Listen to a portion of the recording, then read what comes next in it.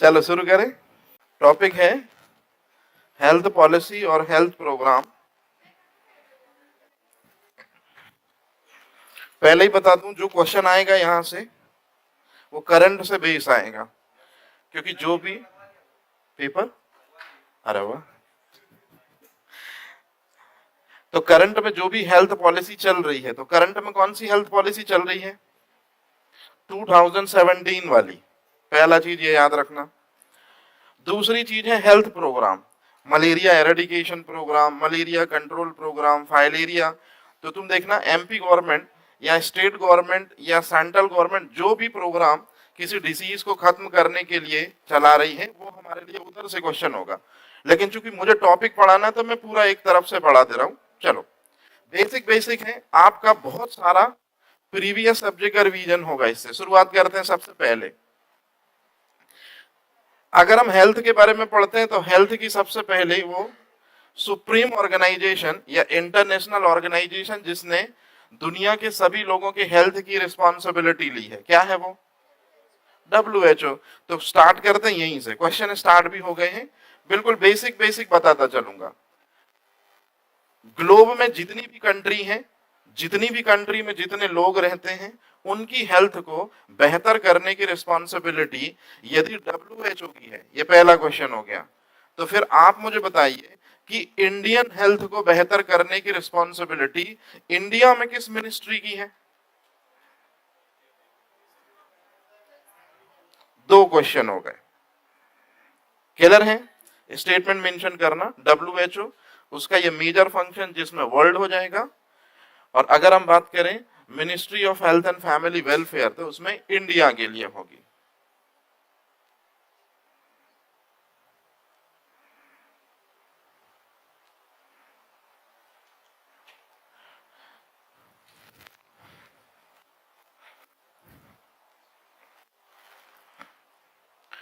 आज जाके सबसे पहले क्या करोगे? WHO में किसी तरह का कोई न्यू ऑफेंसेस जुड़ा है, कोई न्यू चीज अगर एड ऑन हुई है, नंबर ऑफ कंट्रीज यदि ऐड हुई है तो उसको देख लेना। इस समय इसके चेयरमैन कौन है देख लेना, इसके चेयरमैन कौन है देख लेना, है ना। ये सब चीजें ये करंट से रिलेटेड रहेंगी। तो जो पहली मेजर चीज है उसके बारे में सबको पता है कि वर्ल्ड वाइड हेल्थ के लिए इंटरनेशनल ऑर्गेनाइजेशन है WHO। अच्छा, एक चीज मेरे को बताओ, WHO का फंक्शन क्या है, मेजर फंक्शन? ठीक है। और WHO अपनी जो फैसिलिटी देगी वो कहां देगी? डेवलप्ड नेशन में कि डेवलपिंग नेशन में? दोनों में देगी, वर्ल्ड वाइड देगी।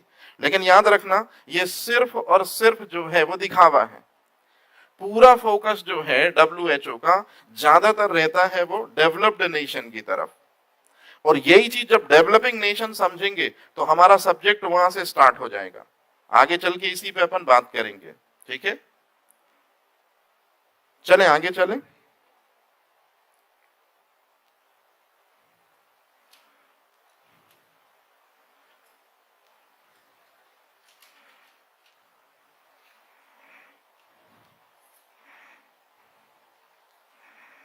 बताओ WHO किस कारण बना था? WHO किस कारण बना था?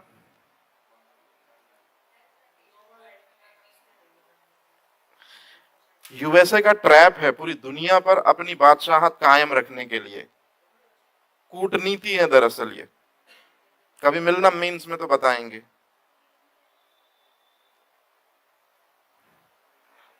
चलें आगे।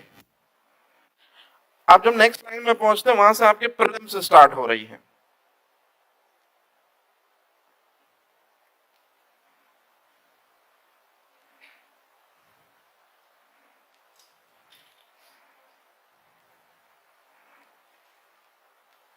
आराम से लिख लो, ठीक है।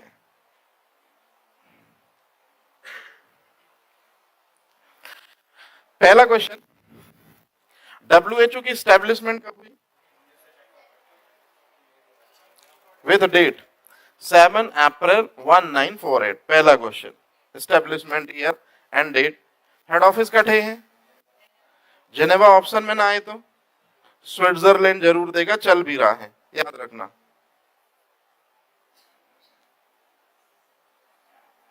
स्विट्जरलैंड।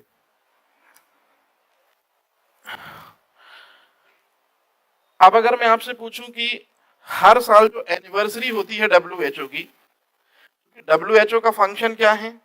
हेल्थ को बेहतर करना। तो इसी वजह से 7 अप्रैल को हम क्या मनाते हैं? देखो अच्छे से, डब्ल्यूएचओ का जो एनिवर्सरी है 7 अप्रैल, उसको हम किस नाम से मनाते हैं? World health day. ये जरूर मेंशन कर लेना। 3 क्वेश्चन कि वर्ल्ड हेल्थ डे कब मनाते हैं? 7 अप्रैल, क्योंकि उस दिन एस्टैब्लिशमेंट हुई, एनिवर्सरी बोल सकते हैं। अब आपके लिए एक homework, last time MPPSC mains पूछ रही है कि साइंस डे की थीम बताइए। तो निश्चित रूप में थीम के कारण उन्होंने अब इधर की थीम भी इंपॉर्टेंट हो जाएंगी। तो आपको मुझे बताना है कल, एक लाइन छोड़ देना, कि जो ये 2022 है, क्योंकि 23 तो अभी आया नहीं है, कि आ चुका? आ गया, तो फिर 23 की थीम बतानी पड़ेगी आपको। तो फिर 22 की थीम बतानी पड़ेगी आपको। अरे भाई, मेरे को तो चाय नहीं मिली, तुम कौन सा फूक के आए हो? अच्छा, तो फिर ठीक है, आगे चले। ठीक है, अब ध्यान से सुनना, आपके लिए बहुत इंपॉर्टेंट चीज। इंडिया में कौन सी मिनिस्ट्री हेल्थ को कवर कर रही है इस समय पे? जितनी भी हेल्थ पॉलिसी है, जितने भी हेल्थ प्रोग्राम है इंडिया में, उसके पीछे यही मिनिस्ट्री है। पहला क्वेश्चन अच्छे से देखो, एस्टेब्लिशमेंट ईयर कब है? तो पहला क्वेश्चन हो गया। अब जो बात बोल रहा हूं आपके लिए होमवर्क है, और कल मैं इसमें आपको बहुत सारी चीजें बताऊंगा। जैसे अब जो मैं यहां बना रहा हूं, इसको पहले आप आराम से देख लो, जो चीज मैं समझाना चाह रहा हूं। कोई भी जो इंस्टीट्यूट होता है, इसको आप लोग ऐसे बनाना, कोई भी जो इंस्टीट्यूट होता है वो किसी न किसी डिपार्ट के अंडर में फंक्शनिंग करता है, डिपार्टमेंट के अंडर में, मतलब किसी न किसी विभाग के अंदर में काम करता है। D for department. और जो विभाग होता है उसको एडवाइजरी जो है वो जनरली जारी होती है आयोग से, मतलब कमीशन। और कमीशन के ऊपर होता है सेंट्रल गवर्नमेंट। अभी हमको यहीं तक लेना है। अब मेरी बात ध्यान से सुनेगा, बहुत इंपॉर्टेंट चीज बता रहा हूं। क्या है ये चीज? मिनिस्ट्री। जनरली मिनिस्ट्री जो होती है, सेंट्रल गवर्नमेंट जो होती है, इसका काम होता है इस चीज पे कंट्रोलिंग रखना। किस पे कंट्रोलिंग रखना? पक्का? आप मुझे कल बताओगे, यही से इंपॉर्टेंट क्वेश्चन स्टार्ट हो गया, कि ये जो हेल्थ मिनिस्ट्री है ये कौन कौन से डिपार्टमेंट में कंट्रोल रखती है। और मैं आपको पहले ही बता दूं, वो डिपार्टमेंट जो है वो इतने हैं। तो ये पहला क्वेश्चन सॉल्व करा दिया मैंने, कि ये जो हेल्थ मिनिस्ट्री है ये कितने डिपार्टमेंट पर कंट्रोल रखती है? 4। आपको कल मुझे बताना है कि वो 4 डिपार्टमेंट कौन कौन से हैं। उसमें से मैं आपको एक क्लू जरूर दे देता हूं कि जो डिपार्टमेंट 2014 में बना होगा वो तो सबसे ज्यादा इंपॉर्टेंट है। ये मिनिस्ट्री 4 डिपार्टमेंट पे कंट्रोल रखती है। आपको मुझे कल उन 4 डिपार्टमेंट के नेम बताने हैं, जिसमें से एक डिपार्टमेंट 2014 में ही बना है। समझ में आ रही है? अगर ये हो गया हो तो फिर आगे चले, बहुत लंबा चलना है, लगभग 150 स्लाइडें पढ़नी है। अरे आज नहीं भाई, चले आगे। शुरुआत होती है यहां से हमारी कहानी, क्योंकि हमारा पहला टॉपिक है हेल्थ पॉलिसी। हेल्थ पॉलिसी यहां से शुरू होती है। ऐसा बोला जाता है कि बाप जो है वो बेटों पर बराबर ध्यान रखता है। अगर किसी घर में 4 बेटे हैं और बाप अगर है, तो बाप जो है चारों बेटों का बराबर ध्यान रखेगा। लेकिन आपने शाहजहां के केस में देखा होगा कि सिर्फ उसने सबसे बड़े बेटे दारा सिकोह को ही वलीयत दी और सबसे जो छोटा बेटा था जो इस्लाम का कट्टर समर्थक था उसको साउथ इंडिया भेज दिया। अरे हाँ या ना, इसी चीज की खुन्नस थी दरअसल में किसको, जिसको साउथ इंडिया भेजा, नाम है औरंगजेब।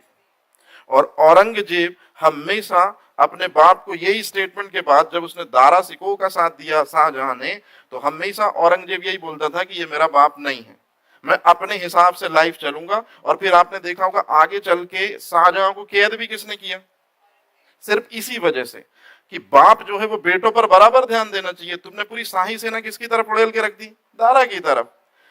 कुछ ऐसा ही मंजर इधर भी हुआ।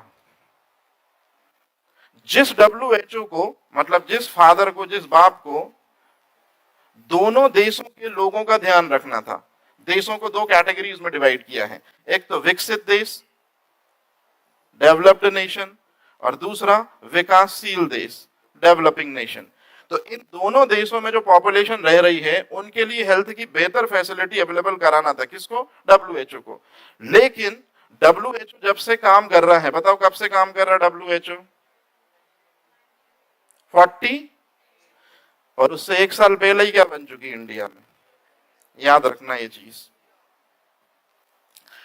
तो जो WHO है इसका पूरा जो फ्रेमवर्क होगा, पूरा जो फंक्शनिंग होगी, ज्यादातर वो इन्हीं कंट्रीज की ओर ध्यान दे रहा है। विकासशील देशों में किसी तरह की हेल्थ से रिलेटेड कोई भी प्रॉब्लम आती तो WHO मदद तो पहुंचाता लेकिन बहुत लेट पहुंचाता, या जितनी जरूरत होती उतनी हेल्प ही नहीं पहुंचाता। तो बताओ किसका दिमाग घूमेगा, किसका दिमाग घूमेगा, डेवलपिंग नेशन का। और सेशन शुरू हो गया हमारा। एक डेट दिख रही होगी तुमको, देखो अच्छे से, 6 से 12 सितंबर। 6 से 12 सितंबर का मतलब ये है कि 6 तारीख से सभी जो डेवलपिंग नेशन है वो जुड़ना शुरू होंगे, मसौदा तैयार करेंगे कि यार WHO दरअसल में अब वो हेल्थ फैसिलिटी बेहतर नहीं दे रहा जैसा कि उसका ओरिजिन हुआ था कि दुनिया के सभी देशों को वो बेहतर हेल्थ फैसिलिटी देगा। तो क्यों ना हम सारे कंट्रीज मिलकर, ये अच्छे से देखो, कौन कंट्रीज मिलकर ही, सब डेवलपिंग नेशन मिलकर ही, क्यों ना हम अपना एक ऑर्गेनाइजेशन बना ले और सभी उसमें से कुछ फंड जोड़कर, और जब भी किसी तरह की कोई दिक्कत और परेशानी आएगी हम दरअसल में क्या करेंगे, हेल्प करेंगे एक दूसरे की। तो अब शुरू होती है कहानी। 6 से 12 सितंबर को अलमाटी कजाकिस्तान में, जानते हो कजाकिस्तान कहां पर है, ये वही रशियन जिसको कैप्चर किया था, तो यही अलमाटी कजाकिस्तान में इस डेट को दरअसल में क्या हुआ, अच्छे से सुनना, कौन से देशों के सारे प्रतिनिधि इकट्ठे हुए। इंडिया में उस समय किसकी गवर्नमेंट थी, तो इन्होंने भी दरअसल में अपना एक प्रतिनिधि मंडल या अपने कुछ सिलेक्टिव जो लोग हैं वो इस समिट में भेजे। अब मेरी बात ध्यान से सुनना, बहुत इंपॉर्टेंट है। चूंकि सभी विकासशील देशों के लोग इधर पे आए, सभी डेवलपिंग नेशन के जो लोग जानकार हैं इधर आए, ये आपको दिख रहा होगा ये पिक्चर, ये इसी को कहते हैं अलमाटी कॉन्फ्रेंस। कौन सी कॉन्फ्रेंस है ये, और अलमाटी कॉन्फ्रेंस को ही दरअसल में अल्मा एटा सम्मेलन भी बोलते हैं। और अब जो सबसे इंपॉर्टेंट चीज है कि इस सम्मेलन में आएंगे लोग डेवलपिंग नेशन, एक दूसरे से बातचीत करेंगे कि क्या क्या हम हेल्थ फैसिलिटी बेहतर करा सकते हैं डेवलपिंग नेशन में, कौन कौन सी चीजों के जरिए। तो फाइनल में जितने डेवलपिंग नेशन है सब अपने लोगों की हेल्थ कैसे बेहतर करें इस तरफ सोचना शुरू करेंगे। 6 तारीख से सोचना शुरू करेंगे, 12 तारीख के बीच में बहुत सारे लगभग 150-200 पॉइंट निकल के आएंगे।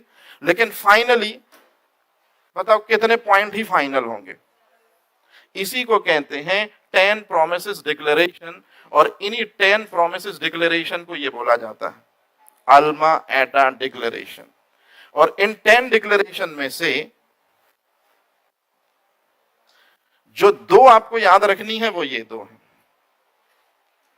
10 डिक्लेरेशंस में से जो 2 घोषणाएं हैं वो आपको याद रखनी है कि जिन देशों ने, मतलब बताओ कौन से देश आए हैं, जल्दी से बताओ, डेवलप्ड की डेवलपिंग, तो विकसित देश, सॉरी विकासशील देश यदि आए हैं और विकासशील देशों ने अपने देशों में हेल्थ फैसिलिटी बेहतर हो, इसके लिए कितने पॉइंट बनाए हैं? 10।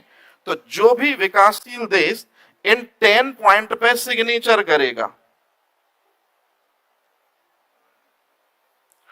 उनको अपने यहां पर जाकर ये बनानी होगी। तो अब आप बताओ जल्दी से, हेल्थ पॉलिसी किसके कारण आई? किस कॉन्फ्रेंस के कारण? किस डिक्लेरेशन के कारण? 2 क्वेश्चन हो गए, यहीं से हमारा सेशन शुरू हो गया।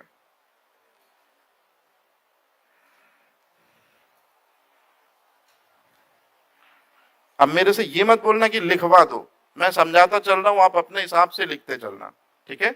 आगे चलें।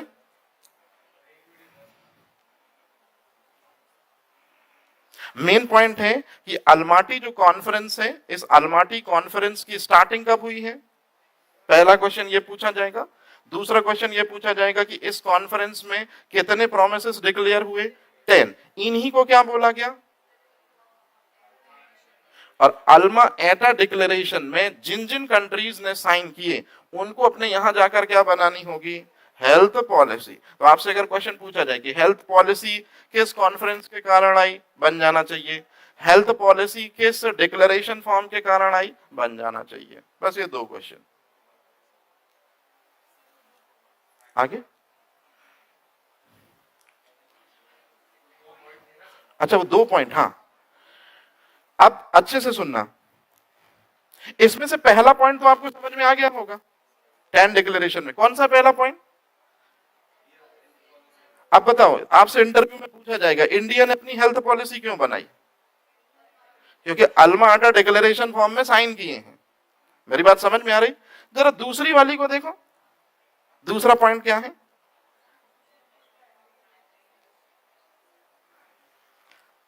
प्राइमरी हेल्थ सेंटर, सब health centre, community health centre, सभी डेवलपिंग नेशन अपने अपने यहां जाकर बनाए। क्लियर है ये चीज? कब बात बोली जा रही है? 1978 में। क्या इंडिया भी इस बात को फॉलो करेगा? बिल्कुल करेगा। आपके लिए एक होमवर्क है, हालांकि ये चीज मैं आपको और अच्छे से बताऊंगा। आपको कल मुझे बताना है कि पीएचसी, सब सीएससी और ये कम्युनिटी हेल्थ सेंटर, इनका जो डिवीजन है ना, ये जनसंख्या के बेसिस पर है। अगर कुछ पता हो तो ठीक है, नहीं तो मैं आगे इसके बारे में डिटेल करूंगा। अब मेरी बात ध्यान से सुनना, ये बात जो है, इनको ओपन करने की बात जो है, ये जिस डिक्लेरेशन फॉर्म में बोली गई, इंडिया इससे पहले से इन 3 चीजों को अपने यहां पर स्टेबल करने के लिए कह रहा था। ये अपन आगे बात करेंगे। मतलब अल्मा एटा डिक्लेरेशन फॉर्म में पहला तो ये पॉइंट था, निश्चित रूप में इंडिया ने भी बाद में हेल्थ पॉलिसी बनाई इसी कारण से। विकासशील देशों में हेल्थ बेहतर हो सकती है जब गवर्नमेंट ये 3 चीजें जनसंख्या के एस्पेक्ट से स्थापित करवाए, तो ये भी इंडिया करेगी। लेकिन जो बात अल्मा एटा डिक्लेरेशन में सेकंड पॉइंट बोला जा रहा है, इसके लिए इंडियन गवर्नमेंट पहले से प्रयास कर चुकी थी। अभी मैं बात करता हूं आगे। ये 2 पॉइंट मेंशन हो गए। अब आपसे क्वेश्चन पूछा जाएगा ये, और जो आपसे बन जाएगा, जरा जल्दी से बताइए, इंडिया ने किस घोषणा पत्र पे साइन किए, इस वजह से इंडिया में हेल्थ पॉलिसी आई? तो ये जरा लिख लेना स्टेटमेंट।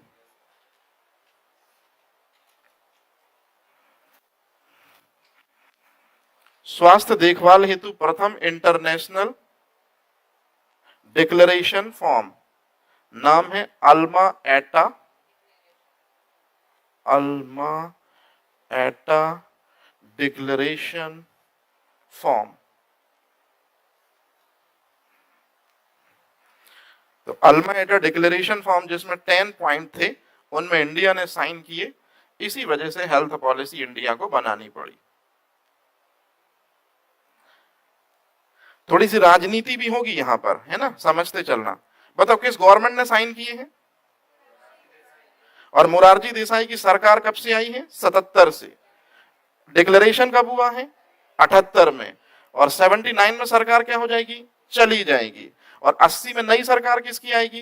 इंदिरा गांधी, मतलब कांग्रेसी। तो कांग्रेसी सरकार को क्या करना पड़ेगी? क्या कांग्रेसी सरकार हेल्थ पॉलिसी बनाएगी? क्योंकि कांग्रेसी सरकार ने थोड़ी ना साइन किए थे, साइन किसने किए थे? जनता पार्टी सरकार ने। बताओ, डिक्लेरेशन फॉर्म जो था उसमें सभी डेवलपिंग नेशन ने साइन किए थे, और डेवलपिंग नेशन का मतलब होता है कि अगर डेवलपिंग नेशन की ओर से साइन हुए हैं मतलब वो कंट्री जो है वो पार्टिसिपेट कर रही है। तो चूंकि किसी के भी साइन हो गए उससे कोई फर्क नहीं पड़ता कि सरकारें क्या हैं, सरकार का मतलब क्या हो गया वहां पर? कंट्री। इसलिए इंडिया को दरअसल में हेल्थ पॉलिसी बनानी होगी। तो इसलिए बहुत टाल मटोल चला। 81 में अल्मा एटा डिक्लेरेशन फॉर्म के लिए आया कि हेल्थ पॉलिसी बनाओ, तो नहीं बनाई। 82 में आया फिर से कि भैया हेल्थ पॉलिसी कब बनाओगे? 78 में साइन किए थे इंडिया ने। इन्होंने, इंदिरा गांधी जी ने कहा कि हमने नहीं किए थे, लेकिन फिर फाइनल में बात आई कि अगर ऐसी बात है तो हम इंडिया को कैंसिल करते हैं फिर इस पूरी सीरीज से। तो फिर फाइनल में इंडिया जो है वो कब, बताओ जल्दी से, 1983 में फर्स्ट हेल्थ पॉलिसी बनाता है। एक बार फिर से बताना, इंडिया की पहली हेल्थ पॉलिसी कब बनी? इंडिया की दूसरी हेल्थ पॉलिसी कब बनी? और इंडिया की तीसरी हेल्थ पॉलिसी कब बनी? इंडिया की मॉडर्न हेल्थ पॉलिसी कौन सी है? और इन तीनों हेल्थ पॉलिसी को कौन सी मिनिस्ट्री चला रही है?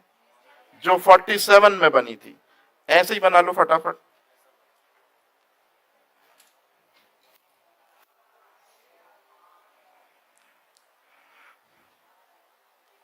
तो हमारा जो पहला टॉपिक है हेल्थ पॉलिसी, उसका बेसिक आपने समझ लिया। अब इनको हमको समझना है।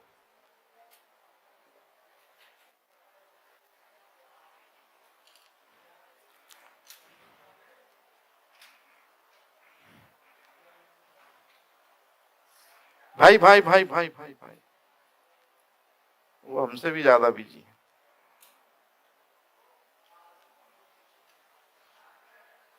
उठोगी दीदी?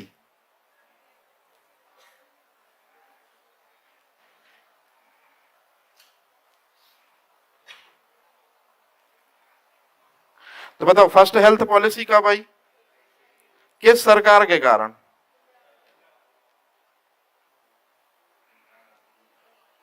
जबकि सरकार, किस सरकार के सिग्नेचर थे अल्मा एटा डिक्लेरेशन पे? जनता पार्टी सरकार। मिशन मजनू देखी? उसको फिर से देखना, मतलब जो उन्होंने नहीं देखी वो देखना। उसमें मोरारजी देसाई तुम्हें दिखेगा कि कैसा व्यक्ति था। नेशनल सिक्योरिटी को ताक पे रख दो। गांधीवादी विचारधारा से प्रेरित था, दरअसल उसका कोई गलती नहीं है। आदमी वही सीखता है जो शुरुआत से उसने सीखा होता है। कौन सा? अच्छा चले आगे चले।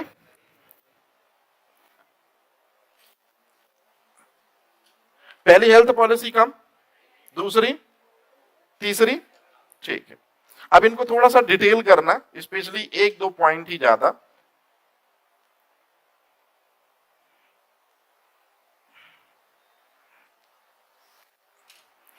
तीनों हेल्थ पॉलिसी के पीएम पूछे जाएंगे पहले नंबर तो आपसे।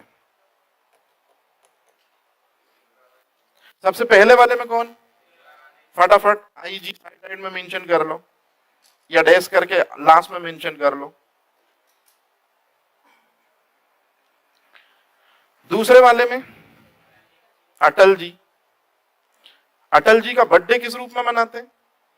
सुशासन दिवस, good governance day. Atal ji 2002 की बात है। और तीसरे वाले में कौन है? मोदी जी।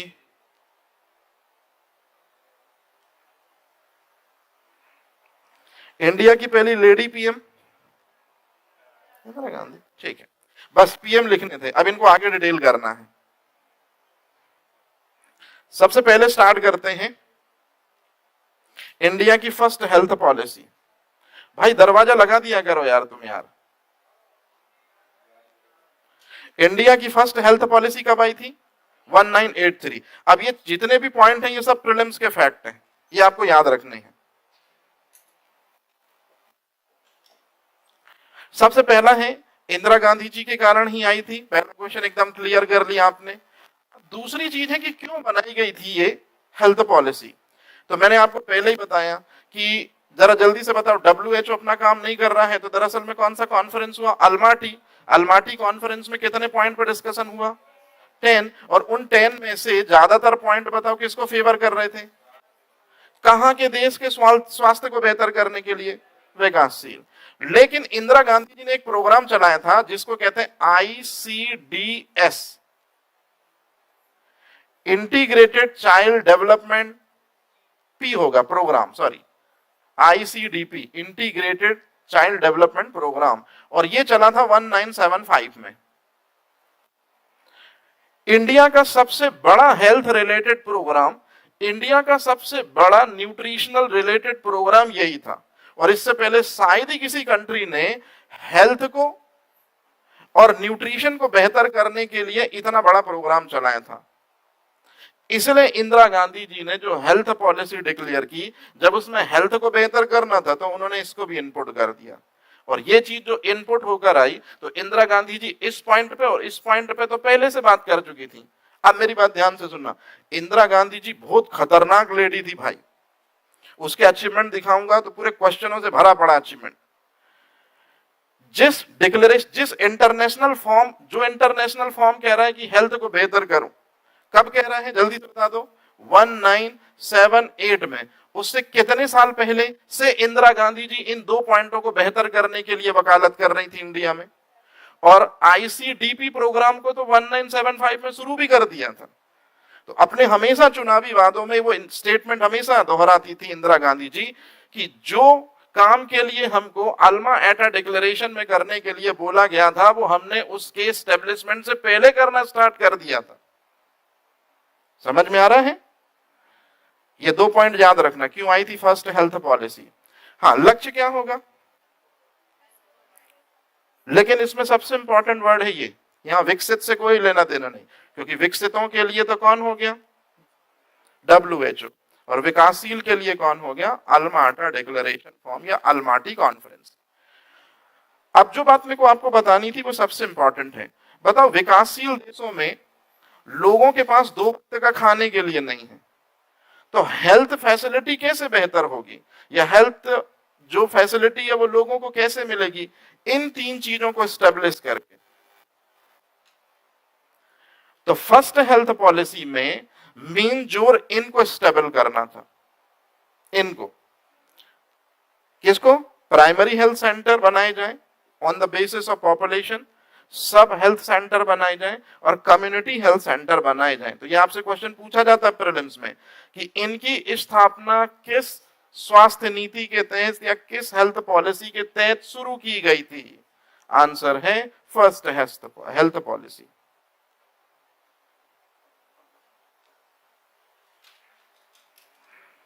आगे चलें।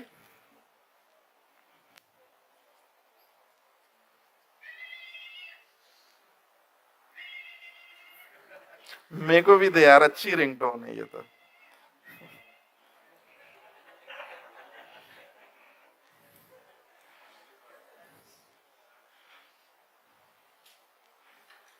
चले आगे।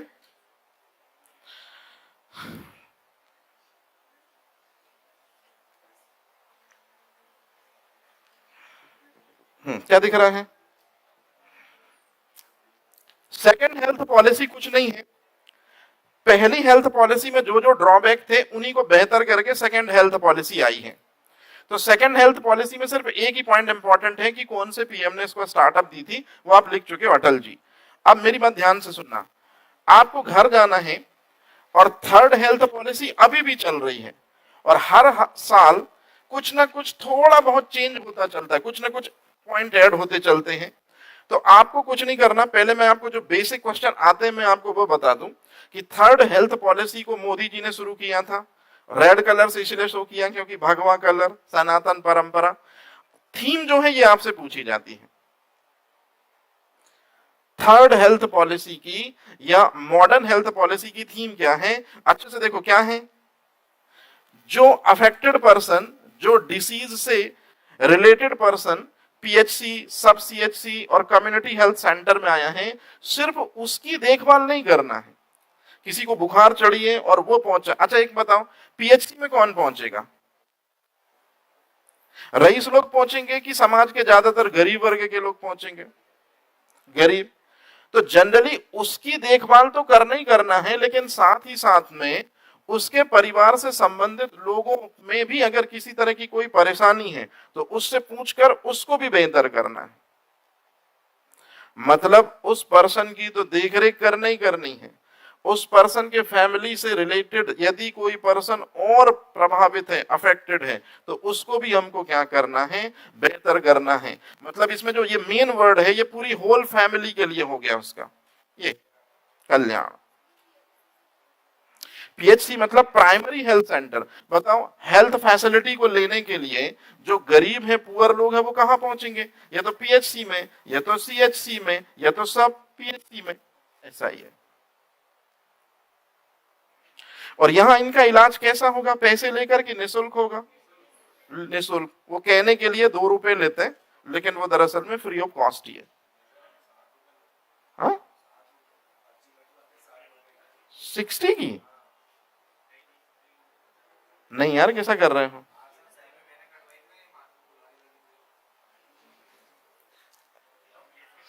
ठीक है, मैं एक बार और चेक कर लूंगा इसको। हाँ ठीक है, मैं समझ गया। आप ध्यान से समझना, समाज का यदि पुअर पर्सन भी हेल्थ फैसिलिटी को ले सकता है बेहतर से बेहतर उन 3 सेंटर्स में से, तो क्या ये पॉइंट सही साबित हो रहा है? क्या ये पॉइंट सही साबित हो रहा है कि जो नॉर्मल पर्सन है उसके हेल्थ को खुद तो वो ठीक ही होगा, साथ में उसकी फैमिली में भी यदि किसी को प्रॉब्लम है तो वो इधर आकर अपने को बेहतर कर सकता है। मतलब नॉर्मल पर्सन के हेल्थ को भी क्या मिलेगी? स्ट्रेंथ मिलेगी। तो ये भी जरूर लिख लेना, ये भी क्वेश्चन है प्रीलिम्स का।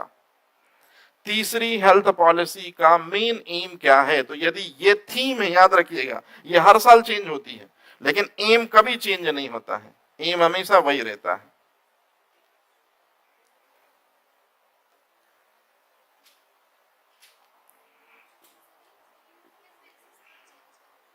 हर साल किस बेसिस पर? अब बेस का मतलब जैसे हमने बीमार को, जो पर्सन डिसीज से अफेक्टेड आया, उसको हमने हेल्थ को बेहतर कर दिया।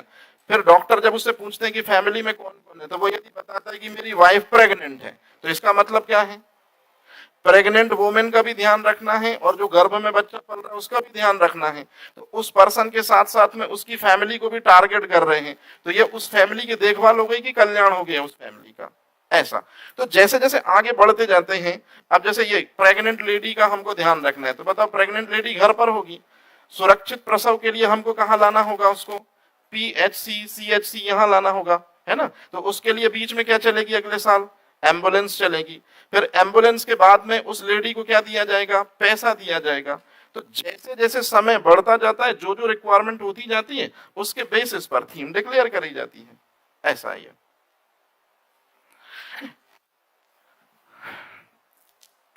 मोस्ट इंपॉर्टेंट पॉइंट, सिर्फ और सिर्फ एक स्टेटमेंट आपको लिखना है, और वो स्टेटमेंट कौन सा है? पहला क्वेश्चन तो आप ये देख लो, इंडिया में भी बहुत सारी हेल्थ से रिलेटेड कमेटी टाइम टाइम पर बनती रही हैं, और ये बीच बीच में गाती रही हैं कि हिंदुस्तान के लोग ज्यादातर कैसे हैं? गरीब हैं, ज्यादातर लोग पुअर हैं, 2 वक्त का खाना ही नहीं खा पाते, तो हेल्थ फैसिलिटी या हेल्थ के लिए अपने आप को बेहतर करना, ये तो बहुत दूर की बात हो गई। तो इसलिए अगर ऐसे केसेस में सरकार मदद करे लोगों की हेल्थ को बेहतर करने के लिए, वही सेंटर खुलवा के, पीएचसी खुलवा के, सीएचसी खुलवा के, तो निश्चित रूप में लोगों को हेल्थ का बेनिफिट मिल सकता है। तो ऐसा जो डिक्लेरेशन फॉर्म में अल्मा एटा में 1978 में बोला गया, इंडिया की ये कमेटी जो इंडिया में बनाई गई हेल्थ के लिए, ये जो कमेटियां, ये पहले से ये चीज गा रही थी। अब आपको मुझे ये बताना है, प्रीलिम्स का पहला क्वेश्चन ये है, इनमें से कौन हेल्थ कमेटी नहीं है? जैसे तेंदुलकर कमेटी, रंगराजन कमेटी, ऐसा कुछ पढ़ा है इकोनॉमिक्स में? तो पहला क्वेश्चन तो यही बनता है। तो आप जरा देख लो कि हेल्थ से रिलेटेड कौन कौन सी कमेटियां हैं। पहली कौन सी कमेटी? आजादी नहीं मिली है उससे 1 साल पहले बन गई है, और ये बात तब की है जब कैबिनेट मिशन भारत आया है, और कैबिनेट मिशन भारत आया और उसने कहा कि इंडिया को हम फ्रीडम देते हैं, बस इंडिया को एक काम करना होगा, कॉन्स्टिट्यूशन ड्रॉ करना होगा। और जब ये खबर नेहरू जी ने सुनी तो उन्होंने कहा कि अपुनिच गॉड है, मतलब अपनी पीएम बनने वाला है। तो नेहरू जी ने, अच्छे से सुनना, एक व्यक्ति है जिनका नाम है प्रोफेसर भोरे, उनको अपॉइंट किया मेन, और उनके मार्गदर्शन में, डॉक्टर भोरे के मार्गदर्शन में 10-15 लोग बनाए गए। ये हो गई भोरे कमेटी, ये टीम हो गई। और इन लोगों को जवाबदारी दी गई कि एक काम करो, तुम पूरे इंडिया में जाओ और इंडिया में जाकर कौन कौन से पैरामीटर हैं जिनको हम बेहतर करके हेल्थ फैसिलिटी को बेहतर कर सकते हैं। भोरे कमेटी घूमती है 1946 में इंडिया के कोने कोने में, एक साल बाद रिपोर्ट सबमिट करती है, और उस रिपोर्ट में सबसे मेजर जो बात बोली गई वो अल्मा आटा डिक्लेरेशन में बोली गई। भोरे कमेटी ने बोला कि यदि इंडिया के लोगों को बेहतर हेल्थ फैसिलिटी अवेलेबल कराना है, तो चूंकि इंडिया के ज्यादातर लोग 60% जनसंख्या रूरल एरियाज, गांव में, और गांव का मतलब है 50% लोग गरीब, 40% 2 वक्त का खाना नहीं, तो हेल्थ उनके लिए तो बहुत बड़ी प्रॉब्लम हो जाएगी। लेकिन हाँ, अगर गवर्नमेंट ये चीज ड्रॉ कर दे, कौन सी चीज ड्रॉ कर दे, पीएचसी, तो यहां पर वो गरीब लोग जाके बड़े आराम से हेल्थ फैसिलिटी ले सकते हैं। तो जिस चीज की वकालत करता अल्मा आटा डिक्लेरेशन फॉर्म, बताओ इंडिया में कौन सी कमेटी उसके लिए बोलती है? प्रीलिम्स का क्वेश्चन कि सबसे पहली उस हेल्थ कमेटी का नाम बताइए जिसने पीएचसी, सीएचसी जैसे सेंटरों को बनाए जाने की वकालत करी। आंसर है भोरे कमेटी। और सबसे खतरनाक क्वेश्चन सीजीपीएससी तक ये पूछ चुकी है। आप जरा थोड़ा सा दिमाग लगाओ और बताओ कि इंडिया की पहली हेल्थ पॉलिसी कब आई थी? 83 में। अरे हाँ या ना? क्या किया है उस हेल्थ पॉलिसी में हमने? यही चीज तो बनाई है। अरे हाँ या ना? ये चीज बनेगी तब जब इंडिया के पास ये चीज होगी। तो इस चीज के लिए भी भोरे कमेटी ने 1946 में इंडियन गवर्नमेंट को पहले ही बोल दिया था कि आप ये पीएचसी, सीएचसी जो भी सेंटर बनाएंगे, तो इससे अच्छा है कि आप क्या बना लीजिए, हेल्थ पॉलिसी, और उन हेल्थ पॉलिसी में जनसंख्या को डिवाइड करके उन जनसंख्या के बेसिस पर आप क्या कर लीजिए, पीएचसी, सीएचसी इन सेंटर को बना दीजिए। तो 2 क्वेश्चन हो गए आपसे कि अल्मा आटा डिक्लेरेशन से पहले हेल्थ पॉलिसी बनाए जाने के लिए किस कमेटी ने कहा है? भोरे कमेटी। जो 2 क्वेश्चन आने थे वो 2 क्वेश्चन एकदम क्लियर हो गए आपके कि किस कमेटी के कहने पर हेल्थ पॉलिसी बनी, ये जो सेंटर बने ये किसके कहने पर बने, तो नाम है भोरे कमेटी। अब आपसे प्रीलिम्स में ये क्वेश्चन आता है कि निम्नलिखित में से कौन सी हेल्थ कमेटी नहीं है, तो आप बस एक बार देख लीजिए कि सोखे कमेटी कब बनी थी? 48 में। मुदलियार कब बनी थी? 62 में। चड्डा कब बनी थी? 63 में, इनको उस पार बना था। करतार समिति कब बनी थी? आर्यभट्टा लॉन्चिंग से 1 साल पहले। और श्रीवास्तव कमेटी कब बनी? जब आर्यभट्टा लॉन्च हुआ। ये आपको याद रखना है। और स्पेशली अब मैं ये तो नहीं कह सकता कि ये क्वेश्चन नहीं आएगा, ऐसे क्वेश्चन भी मैंने देखे हैं, जैसे करतार समिति पूछता है कि कब बनी थी, तो एक बार इनको थोड़ा सा आपको याद रखना पड़ेगा। और ये चीज इसलिए इंपॉर्टेंट है क्योंकि अल्मा आटा डिक्लेरेशन फॉर्म जिस वजह से हमारी हेल्थ पॉलिसी आई है, उससे पहले इस समिति ने, जिसका नाम है भोरे कमेटी, और बीच बीच में आई इन समितियों ने इंडिया में क्या क्या बनाने की बात करी है? Health policy. स्पेशली इसमें जो ये श्रीवास्तव समिति है, देखो जरा, अल्मा आटा डिक्लेरेशन से कितने साल पहले की बात है? इसी ने कहा था इंदिरा गांधी को कि मैडम सर, हमारे देश में इनका नंबर बहुत ज्यादा है, और इनका नंबर बहुत ज्यादा है, और स्पेशली इसमें चिल्ड्रन जो है वो बहुत ऐसे हैं जिनको 2 वक्त का खाना नहीं मिलता। तो यदि आपको इंडिया को जीवित रखना है, इंडिया को सरवाइव कराना है, तो आप एक काम करो मैडम, कोई एक ऐसा प्रोग्राम लाओ जिससे न्यूट्रिशन और हेल्थ दोनों फैक्टर बेहतर हों। इसी कमेटी के कहने पर आईसीडीपी प्रोग्राम आया था, इंटीग्रेटेड चाइल्ड डेवलपमेंट प्रोग्राम आया था। याद रहेगा ये चीज? कौन सा स्टेटमेंट? श्रीवास्तव समिति के कहने पर ही आईसीडीपी प्रोग्राम बना, क्योंकि श्रीवास्तव कमेटी ने यह बताया कि बच्चे जो हैं वो गरीब हैं, मतलब पेरेंट्स जो हैं उनको 2 वक्त का खाना नसीब नहीं हो रहा, तो बच्चे भी कंडीशन बहुत खतरनाक है, तो क्यों ना गवर्नमेंट ही बच्चों को न्यूट्रिशन दे और बच्चों को हेल्थ दे। तो इसलिए ICDP प्रोग्राम स्टार्ट किया जाना चाहिए, ये श्रीवास्तव समिति ने 1975 में बोला था। हाँ, ICDP समन्वित बाल विकास कार्यक्रम, समन्वित बाल विकास कार्यक्रम। आगे चलें।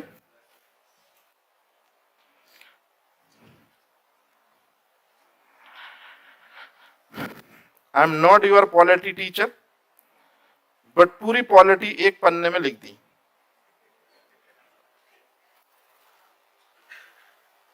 इसमें कुछ गलतियां भी हो सकती हैं, ध्यान ना देते हुए क्षमा करें, लेकिन शुरुआत जरा जल्दी से आपसे करते हैं क्योंकि मुझे 2-3 सवालों के जवाब चाहिए। और याद रखना मेरा सब्जेक्ट कौन सा है, हेल्थ। हेल्थ में पढ़ा था, ये नहीं पढ़ा था, लेकिन इनमें कहीं ना कहीं रिलेटेड विद हेल्थ वाले पॉइंट आएंगे, इसलिए ये आपको एकदम क्लियर करता। बताओ, इंडियन कॉन्स्टिट्यूशन यदि एक बुक है तो उसमें कितने पेज हैं? बुक में पेज होंगे ना, इतने पेज हैं। पक्का? पहला क्वेश्चन सही है। दूसरा, पेजेस हम आसानी से पढ़ सकें, चैप्टर आसानी से पढ़ सकें, इसलिए पेजेस को हम इसमें डिवाइड कर लेते हैं। बताओ कितने पार्ट हैं? सही है क्या ये स्टेटमेंट कि थोड़ा बड़े हैं? कितने हो गए? 25। मुझे मालूम था ये 25। याद रखना, मैंने 2013 से पॉलिटी नहीं पढ़ी है, 2013 से डायग्राम बना है, सो बना है। अब आपने देखा होगा कि कोई आप लेसन पढ़ते हो तो पहले उस लेसन के बारे में समरी होती है और लास्ट में आपने देखा होगा कुछ देखे होते ना इंपॉर्टेंट फैक्ट। ये शेड्यूल, कितने शेड्यूल है अभी? पक्का? ठीक, उसी से जरूरत है हमको। अब जरा जल्दी से आप बता दो कि जो इंडियन कॉन्स्टिट्यूशन है उसमें जो ये चीजें हैं, कौन सी चीजें, उनको अगर हम रियल में देखें तो वो कौन कौन सी 3 मेजर चीजों में डिवाइड होंगे। तो जो चीज सेंट्रल गवर्नमेंट की रिस्पॉन्सिबिलिटी है, पहली चीज क्या है?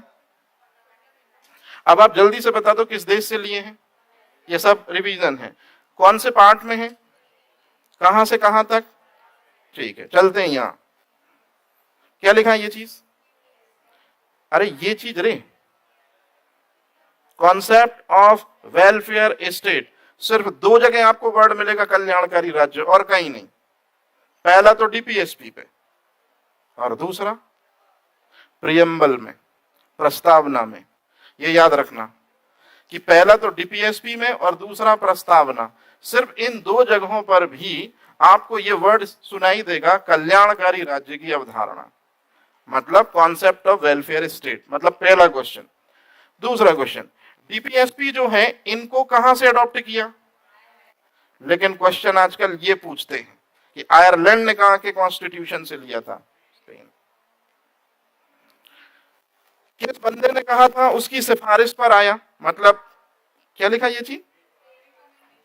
तो किसका रिकमेंडेशन है कि स्टेट गवर्नमेंट को भी जनता की भलाई के लिए कुछ चीजें बनानी चाहिए, या स्टेट गवर्नमेंट की रिस्पॉन्सिबिलिटी है। याद रखिएगा, स्टेट गवर्नमेंट की रिस्पॉन्सिबिलिटी किसको लागू कराना है? डीपीएसपी को। अब आती सबसे इंपॉर्टेंट चीज, कौन सा पार्ट है? तो पार्ट 4 है, तो फिर निश्चित रूप में स्टार्टिंग कहां से होगी? एन कहां पर होगा? टोटल नंबर कितना है? सब प्री के फैक्ट है। और क्वेश्चन अब ये है जो मेरे को आपको बताना है, यदि सेंट्रल गवर्नमेंट की रिस्पॉन्सिबिलिटी है ये, स्टेट गवर्नमेंट की रिस्पॉन्सिबिलिटी है ये, तो फिर कोई भी जो सरकार होती है वो किसके लिए रात दिन काम करती है? जनता के लिए। तो जनता की भी तो रिस्पॉन्सिबिलिटी है सरकार के लिए, वो है ये। क्या? एग्जैक्टली कहां से लिया हमने? दूसरी चीज, फंडामेंटल ड्यूटीज क्या है? मोरल ड्यूटीज हैं, किसकी? पर्सन की। और सबसे इंपॉर्टेंट चीज ये है वो क्वेश्चन जो मेरे को आपको बताना था, हालांकि आपसे बन जाता है। तेज बहादुर सप्रू सबको नाम है, ये सबको याद रहता है कि इनकी रिकमेंडेशन पर डीपीएसपी बना। अच्छे से देख लो, ड्यूटीज किसके रिकमेंडेशन पर आई थी? अगर हम बात करें तो जो पार्ट 4 है उसी में पूंछ जोड़ी है हमने 4A। तो याद रखना, पार्ट 4 कहां खत्म हो रहा है? उसी की पूंछ जोड़ी है 51A। ये है कहानी। आगे चले, इसकी फोटो खींचो, घर बनाना आराम से। और वैसे भी मैंने आपको बताया ये सब पॉलिटी की चीजें हैं, ये आप मेरे से बेहतर पढ़े होंगे, ऑब्वियसली सी बात है, पाठक सर मास्टर है इसमें। आगे चले, हाँ या ना, ये है क्वेश्चन जो मेरे को आपको बताने थे। डायरेक्ट मैं यही स्लाइड रख देता तो भी मेरा काम हो जाता, लेकिन फिर उतना मजा नहीं आता। चलो देखो, इंडियन कॉन्स्टिट्यूशन और हेल्थ की जब भी हम बात करते हैं तो शायद आपने सुना होगा कि एक कोई 7th शेड्यूल करके कोई चीज नाम है। 7th शेड्यूल में क्या बोला गया है? डिस्ट्रीब्यूशन है। अच्छा, जिन सब्जेक्ट पे सिर्फ सेंट्रल गवर्नमेंट ही रूल बना सकती है वो क्या कहलाएंगे? जिन पे स्टेट बना सकती है। यहीं से शुरू करते हैं। हेल्थ से रिलेटेड कौन से वो एस्पेक्ट हैं जिस पे स्टेट गवर्नमेंट रूल बना सकती है? हेल्थ से रिलेटेड कौन से वो पॉइंट हैं जिस पर स्टेट गवर्नमेंट रूल बनाकर उनको लागू कर सकती है? तो अच्छे से देख लो, जो चीज मुझे बतानी थी, स्टेट गवर्नमेंट के अंडर में ये चीज आती है, स्टेट गवर्नमेंट के अंडर में ये चीज आती है। और तुम्हारे घरों से बाहर जो साफ सफाई होती है उसके लिए टैक्स कलेक्ट करेगी स्टेट गवर्नमेंट। 3 चीजें याद रखनी है, ये सब वहीं की चीजें हैं पॉलिटी की। मैं तो जबरदस्ती उठा के ले आया क्योंकि हेल्थ सब्जेक्ट है ये। अब आप मुझे बताओ कि जिस पर दोनों गवर्नमेंटें बना सकती हैं रूल, वो कौन सी होगी? पहला मोस्ट इंपॉर्टेंट, दूसरा उससे भी मोस्ट इंपॉर्टेंट। एजुकेशन का हेल्थ से कोई लेना देना नहीं है, लेकिन फिर भी मेरे को बस इतना बताना था, मिनी कॉन्स्टिट्यूशन किसको कहते हैं? और एजुकेशन को कब जोड़ा गया कि दोनों सरकारें कानून बना सकती हैं? 7(6) में। और सबसे इंपॉर्टेंट चीज, आर्थिक नियोजन और परिवार नियोजन, ये दोनों, मतलब ये पूरे आपको वर्ड याद रखने हैं, ये वाले पूरे, क्योंकि ये आपके प्रीलिम्स के फैक्ट हैं। इसमें से सिर्फ आप शिक्षा छोड़ दो, क्योंकि वो तो केवल बताने के लिए था कि मिनी कॉन्स्टिट्यूशन, पब्लिक हेल्थ, अस्पताल, सफाई, इस पर स्टेट गवर्नमेंट जो है रूल बना सकती है, मतलब स्टेट गवर्नमेंट के अंडर में है ये सब फंक्शन। इसी तरह से संवर्ती सूची जो है, जिसको आप लोग क्या बोलते हो, ठीक है, कॉन्करेंट लिस्ट, इस पर जो है रूल बनाए जा सकते हैं इन सब्जेक्ट पर, मतलब सेंट्रल और स्टेट दोनों गवर्नमेंटें इन सब्जेक्ट पर रूल बना सकती है और उनको लागू करा सकती हैं। और कुछ है क्या? हाँ, जल्दी से बता दो, सेंट्रल गवर्नमेंट के बारे में किस कॉन्स्टिट्यूशनल पार्ट में बोला गया है? स्टेट गवर्नमेंट के बारे में आगे चलते हैं। ये याद रखना, ये तोते की तरह, इसमें से 1-2 क्वेश्चन आते ही आते हैं। जैसे बताओ, हेल्थ जो है वो सेंट्रल गवर्नमेंट की रिस्पॉन्सिबिलिटी है, स्टेट गवर्नमेंट की रिस्पॉन्सिबिलिटी है कि कनकरेंट? कनकरेंट पे बात चल रही है, लेकिन अभी भी स्टेट गवर्नमेंट की ड्यूटीज में ही आता है हेल्थ। याद रखना, इस पे लास्ट टाइम एक टीचर से बहस भी हो गई थी, और मेरी बात पे बिलीव नहीं तो नेट पे डालकर भी आप इसको सर्च कर सकते हो। तो बताओ, हेल्थ जो है वो किस शेड्यूल का सब्जेक्ट है? सेंट्रल की स्टेट का।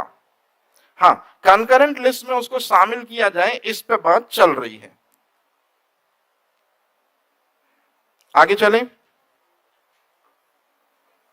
एक तो ये भारी भारी वर्ड हमने भी कभी नहीं पढ़े यार। पॉपुलेशन कंट्रोल, ये तो समझ में आता है, family welfare, economic planning, family planning, ठीक है। आगे चलें।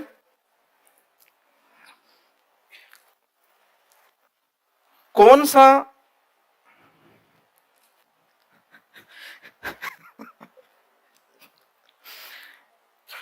अगर हम बात करते हैं फंडामेंटल राइट की, तो फंडामेंटल राइट में एक आध आपको पता है जिसमें हेल्थ के बारे में बोला जाता है, या हेल्थ वर्ड सुनाई दे किसी फंडामेंटल राइट में? Article number 21। आर्टिकल नंबर 21 में क्या है ये बोला गया है? इसका मतलब क्या है? इसका मतलब ये है, अच्छे से सुनना, यदि आपका ये घर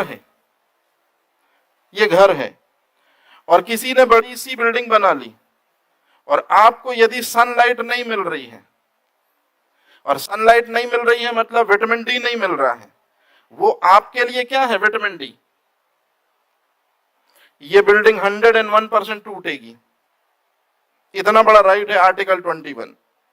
जिस एरिया में आप रह रहे हो, यदि वहां कोई फैक्ट्री है, उस एरिया की फैक्ट्री के कारण पोल्यूशन ज्यादा हो रहा है, आपको सांस लेने में प्रॉब्लम आ रही है, बस आप ये कंफर्म कर लो कि उस फैक्ट्री से कौन सी गैस निकल रही है, क्या उस गैस से आपके लंग्स अफेक्ट हो रहे हैं, आपकी बॉडी अफेक्ट हो रही है। इस तरह का एफिडेविट बना के सुप्रीम कोर्ट के हाई कोर्ट में दे दो, काम हो जाना है। आर्टिकल 21, आर्टिकल 21 का मतलब ये सिर्फ थोड़ी ना कि हम विदेश गए तो हमको कोई मार नहीं सकता, क्योंकि हम पर आर्टिकल 21 है। एनवायरमेंट भी दरअसल में आपके लिए फेमिलियर होना चाहिए, तब आपकी लाइफ सस्टेन हो सकती है।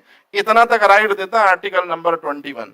मतलब पर्सन की हेल्थ जो है वो बेहतर रहे, मतलब पर्सन को अच्छा पानी मिले, अच्छी एयर मिले, हर तरह की हेल्थ फैसिलिटी व्यक्ति को मिलनी चाहिए। इसके लिए आर्टिकल नंबर 21 ही राइट देता है। मतलब आर्टिकल नंबर 21 का रिलेशन यूपीएससी का क्वेश्चन है हेल्थ से भी है। पहली चीज एकदम क्लियर। चलते हैं दूसरी चीज पे। बताओ डीपीएसपी क्या है, जिसमें पहली बार ये स्टेटमेंट गूंजा। अब आप मुझे बताओ कि 36 से लेके कहां तक है, लगभग 16 है। इनमें से कहां आपको हेल्थ सब्जेक्ट सुनाई दिया? 38 में भी है। तुम पहले से कहां से पढ़ी तुम? बहुत बढ़िया। और बाकी लोगों को? अच्छा पढ़ रहे हो, ठीक है, अभी ट्रायल पे हो। तुम कहां से पढ़ ली दीदी?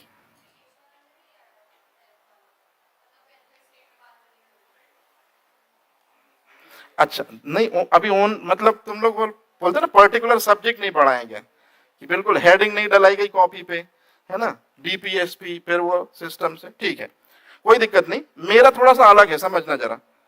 ये क्या लिखा है, ये हमारे लिए बहुत इंपॉर्टेंट है। आपसे क्वेश्चन पूछा जाएगा कौन सा डीपीएसपी हेल्थ के प्रोसीजर या हेल्थ की अवधारणा को बतलाता है, तो आप जरा इन दो स्टेटमेंट को अच्छे से पढ़ना और बताओ कौन सा डीपीएसपी वाला आर्टिकल जो है हेल्थ से रिलेटेड है। 47 की 43 भी?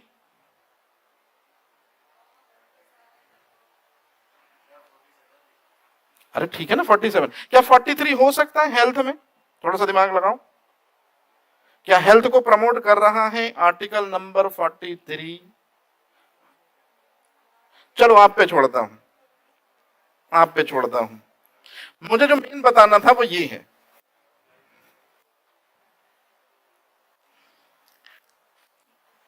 किस गवर्नमेंट को बोला गया है। अच्छा पहले तो मुझे बता दो कि आर्टिकल नंबर 47 किसके कहने पर आया, पहला चीज।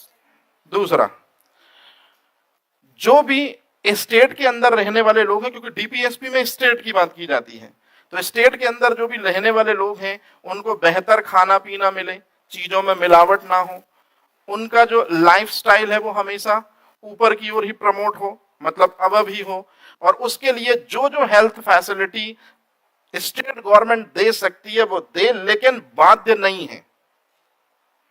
डीपीएसपी का मतलब होता है कि जो 16 आर्टिकल हैं वो 100% स्टेट गवर्नमेंट कंप्लीट करे, ऐसा नहीं है। अरे हाँ या ना?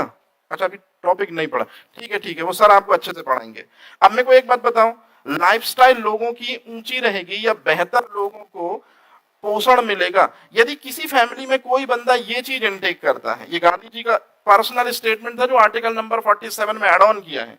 गांधी जी का कहना था कि यदि किसी फैमिली में यदि कोई बंदा ये चीज लेता है, तो आपको ही पता है, जरा पुराने घर की स्टोरी देखो कि वो बीवी के गहने छीन रहा है, उसको मार पीट रहा है और दारू पी के आ रहा है और बच्चे भूखे हैं, और ये सब कोई पुरानी हिंदी फिल्म है ना। क्या उस परिवार को, जिस परिवार में ये चीज इनटेक की जाती है, क्या ये चीज हुई? क्या उस फैमिली का लाइफस्टाइल जो है वो ऊपर उठा? नहीं। इसीलिए ये चीज भी क्या की जानी चाहिए, बैन। हालांकि इसके लिए स्टेट गवर्नमेंट 100% रिस्पॉन्सिबल नहीं है, क्योंकि आपने शायद पढ़ा होगा डीपीएसपी जो है वो वाद योग्य नहीं है। कहानी क्लियर है? अब मुझे सिर्फ और सिर्फ इस पॉलिटी से कोई लेना देना नहीं, मुझे तो सिर्फ इससे लेना देना था कि जो बंदा शराब वगैरह पीता है निश्चित रूप में उसकी हेल्थ तो खराब होती है, फैमिली की भी हेल्थ खराब हुई। जरा बताओ फैमिली की कौन सी हेल्थ खराब हुई? या मैं आपको मेंस में पढ़ाऊंगा। हेल्थ तीन टाइप से होता है, एक होती है फिजिकल, एक होती है मेंटल और एक होता है सोशली। तो ये दरअसल में व्यक्ति शराब पी रहा है तो उसका फिजिकल हेल्थ और मेंटल हेल्थ तो गया, लेकिन याद करो उसके बच्चे, उसकी बीवी कौन से हेल्थ में इंक्लूड होंगे? सोशल। तो सोशल हेल्थ भी चली जाती है इस चीज के कारण। मतलब कुल मिला के आर्टिकल नंबर 47 किससे रिलेटेड है? हेल्थ से रिलेटेड है बस। सोशल मतलब सामाजिक। अरे भाई जैसे मेरे को एक बात बताओ, ये व्यक्ति जो है ये अपने बीवी से पैसे मांग रहा है, उसको मार पीट रहा है, जमाना देख रहा है कि नहीं देख रहा? किसकी क्रेडिट जा रही है? तो समाज में इसकी क्रेडिट जा रही है, मतलब सोशल हेल्थ जो है वो डाउन हो रही है। ऐसा है ये पॉइंट।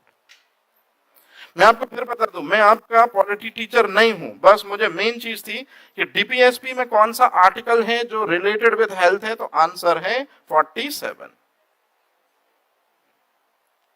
और पॉलिटी पढ़ो, सिर्फ और सिर्फ दो चीजें बतानी है। अब ये शायद आपने पढ़ा हो तो ठीक है, नहीं पढ़ा हो तो कोई दिक्कत नहीं, मैं जो बता रहा हूं उसको देख लो जरा। जरा जल्दी से मेरे को एक बात बता दो कि 73 जो कॉन्स्टिट्यूशनल अमेंडमेंट है, 73वां जो संविधान संशोधन है, वो कब शुरू हुआ कि होगा? लेकिन प्रेसिडेंट ने परमिशन कब दी? जिस दिन प्रेसिडेंट ने परमिशन दी, साइन किए, उसी दिन से लागू हो जाता है। ये डेट याद रखना। जरा देखो क्या डेट दिख रही है आपको? ये सब पॉलिटी के क्वेश्चन है, जल्दी से बताओ क्या मनाया जाता है? प्रधानमंत्री वो है जिसके होंठ, मालूम है ना, राजू श्रीवास्तव एक चुटकुला सुनाता कि पीवी नरसिंह राव एक बार ममता की ओर बढ़े तो ममता जो है वो, अच्छा रहने दो, चलो हटाओ, आगे बता दूंगा। अब आता सबसे इंपॉर्टेंट चीज जिस पे मेरे को बात करनी है। 73 कॉन्स्टिट्यूशनल अमेंडमेंट जो है वो कौन से पार्ट में है, कौन से शेड्यूल में है, कौन से आर्टिकल में है? ये सब पॉलिटी है, मेरा मतलब नहीं। मेरा मतलब सिर्फ ये था, बताओ इस अमेंडमेंट के जरिए किसको गवर्नमेंटल राइट दी हमने? पंचायतों को कितने सब्जेक्ट दिए जिसपे वो कानून या लॉ बना सकते हैं? उसमें से 23 सब्जेक्ट पे आता है हेल्थ।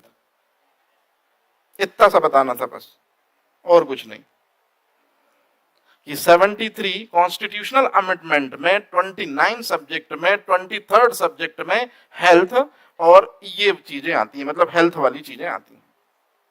तो अब आप जरा जल्दी से बता दो कि 73 में यदि हमने पंचायतों को क्या दिया है? दर्जा दिया है। तो 74 अमेंडमेंट में हमने किसको दर्जा दिया है? नगर पंचायतों को। तो नगर पंचायतों को भी यदि कॉन्स्टिट्यूशन में पावर दी होगी तो इनको हमने कितने सब्जेक्ट दिए हैं जिस पर कानून ड्रॉ कर सकती हैं? ये 18। और इन 18 सब्जेक्ट में से हेल्थ भी आता है और ये भी आता है, मतलब सफाई या स्वच्छता। तो बस आपसे यही क्वेश्चन पूछे जाएंगे कि 74 कॉन्स्टिट्यूशनल अमेंडमेंट में कितने सब्जेक्ट हैं जिसमें हेल्थ भी आता है? तो आपको ये नंबर याद रखना 18। और इधर तो आपसे ये पूछते हैं कि 29 सब्जेक्ट में से किस सब्जेक्ट में हेल्थ आता है? 23। बस इतनी चीज।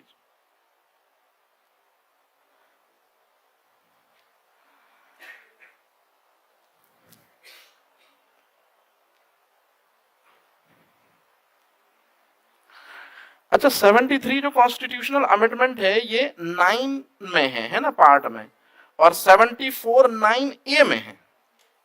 अच्छा, ये 11th शेड्यूल है, तो ये आर्टिकल यहां भी वही चीज। अब मुझे आप कल बताओगे कि यहां जो है वो कितने से लेके कितना है और यहां कितने से कितना है। जैसे ता से या तक ऐसा कुछ पढ़ते हो ना आप लोग, इनको तैयार करके रखना, ये आजकल पूछे जाते हैं आपसे। मतलब सोचो कॉम्पिटेटिव एग्जाम इधर पहुंच गए हैं, इधर तक। अच्छा ठीक ठीक, वो आप देख लेना, मैंने बताया ना, मैंने तो बहुत पहले इनको देखा था और तभी से डिजाइन किए, फिर आगे चले। ये हो गया। इसमें सिर्फ एक क्वेश्चन, लेकिन एमपीपीएससी मेंस का 3 मार्कर क्वेश्चन। क्वेश्चन ये है, आजादी कब मिली है हमको? पक्का? अच्छा, सबसे बड़ी प्रॉब्लम कौन सी थी हमारे सामने जैसे ही हमको आजादी मिली, इंडिपेंडेंस मिला? सबसे मेजर प्रॉब्लम थी पॉपुलेशन। और पॉपुलेशन को कंट्रोल करने के लिए, ये प्री का क्वेश्चन है, किस ईयर में ये प्रोग्राम आया था? याद रखना, क्या बोलते हैं इसको?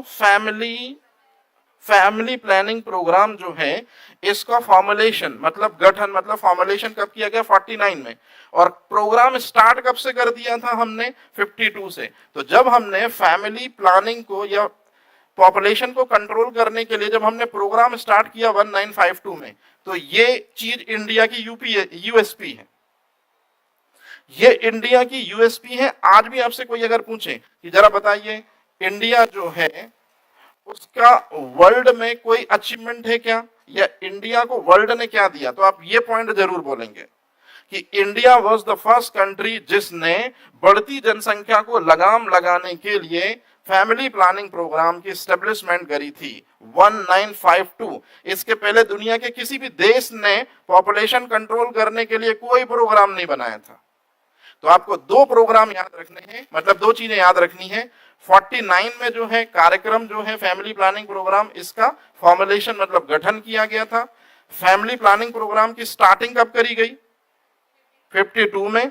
और 52 में जैसे इंडिया ने फैमिली प्लानिंग की स्टार्टिंग करी, ये टाइटल हमारे नाम आ गया। और ये टाइटल जो है ये उस बुक में, जो रिकॉर्ड वाली बुक है, क्या नाम है उसका? गिनीज, उसमें भी ये आता है। जब भी हमारे दिमाग में बात आती है फैमिली प्लानिंग की, तो हमेशा इंदिरा गांधी का नाम ही आता है। वो 75 में इमरजेंसी में पकड़ पकड़ कर लोगों को क्या किया गया था? उन्होंने परिवार को कंट्रोल किया था। लेकिन आप देखो उनके फादर रियल मायने में फर्स्ट प्रोग्राम एस्टेब्लिश कर रहे हैं 1952 से। सिर्फ आपको 3 चीजें याद रखनी है, 1 देन 2 एंड देन ये पॉइंट।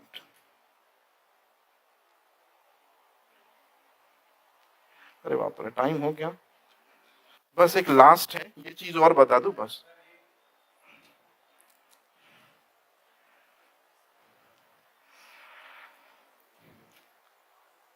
नोट्स तुम लोगों ने लिए? अच्छा, नहीं ये तो बनाते चलो, इसमें तो फायदा ही रहेगा।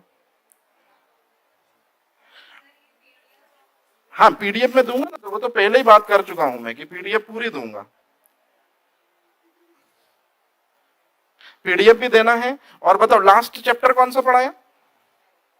पॉल्यूशन। पॉल्यूशन से रिलेटेड जितने भी अभी तक के क्वेश्चन पूछे गए हैं कॉम्पिटिटिव एग्जाम में, मैंने सब बना लिए हैं। वो भी सीट भेजना है, तो आज वो सीट भेज दूंगा दोनों मीडियम में। आज भेजूंगा हिंदी में, कल भेजूंगा इंग्लिश में, तो उसको भी एक बार पढ़ लेना। आगे चले, बस ये लास्ट है और कुछ भी नहीं। चलो आप बताओ इसमें से क्या क्वेश्चन बनेगा?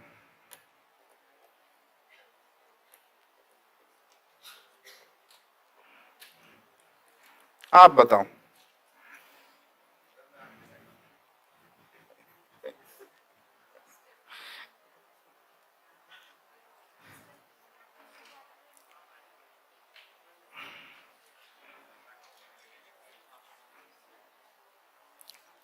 बोलो, कोई तो बोलो,